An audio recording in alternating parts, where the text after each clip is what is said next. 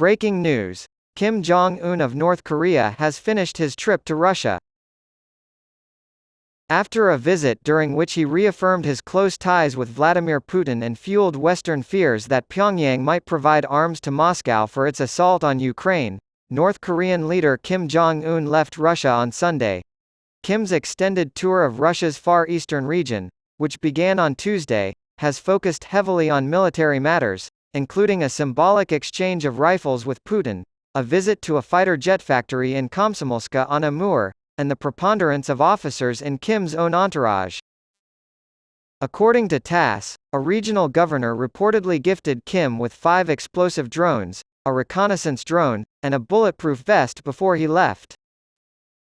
The official name for North Korea was used by the Russian news agency, which reported that the leader of the DPRK received 5 kamikaze drones and a Jaran-25 reconnaissance drone with vertical takeoff. In addition to offering Kim Jong-un a set of bulletproof protection and special clothing not detectable by thermal cameras, TASS reported that the governor of the Primorye region, which shares a border with China and North Korea, made these offers. An official departure ceremony for Kim was reportedly held at the Artyom Primorsky 1 station, and the RIA Novosti news agency published video of his departure later on Sunday. The Russian march Farewell of Slavyanka is played as the train pulls away from the station, and footage shows Kim waving goodbye from the train to a Russian delegation led by Natural Resources Minister Alexander Kozlov. Kim's train was reportedly traveling approximately 250 kilometers, 155 miles, in the direction of the border, as reported by the official TASS news agency. Russia and North Korea were once close allies, but now they face similar international sanctions for their respective actions in Ukraine and nuclear testing, respectively. Western concerns that Moscow and Pyongyang will defy sanctions and strike an arms deal during the first official visit abroad for the North Korean leader since the coronavirus pandemic have been exacerbated. Increased collaboration. Putin spoke positively of the possibilities for military ties with North Korea after meeting Kim on Wednesday at the Vostochny Cosmodrome, about 5,000 miles from Moscow.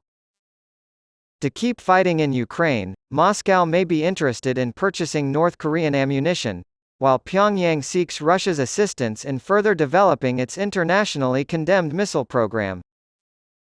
According to the Kremlin, no deal has been or will be made.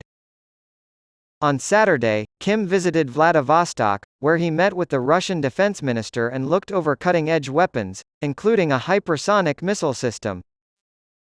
The Russian Defense Ministry released video of the two men laughing and smiling as they inspected nuclear bombers at an airfield and then boarded a warship. Putin agreed to visit North Korea after being invited by Kim and made history by offering to launch a North Korean astronaut. This year, King's College London researcher Jade McGlynn published 2 seminal books on the manipulation of memory in modern Russia. One of the first books to come out was a contender for the Pushkin House Book Prize called Russia's War, which explored the reasons why the Russian people support or at least don't protest Russia's war with Ukraine. She explains in her book, Memory Makers, the politics of the past in Putin's Russia, how the government has exploited people's attachment to the past to foster a sort of alternative reality that the Russian people want to believe in. How Russia, or any state, uses and misuses memories of the past, and why they are accepted, often eagerly, by their citizens, was the topic of the Moscow Times interview with Professor McGinn.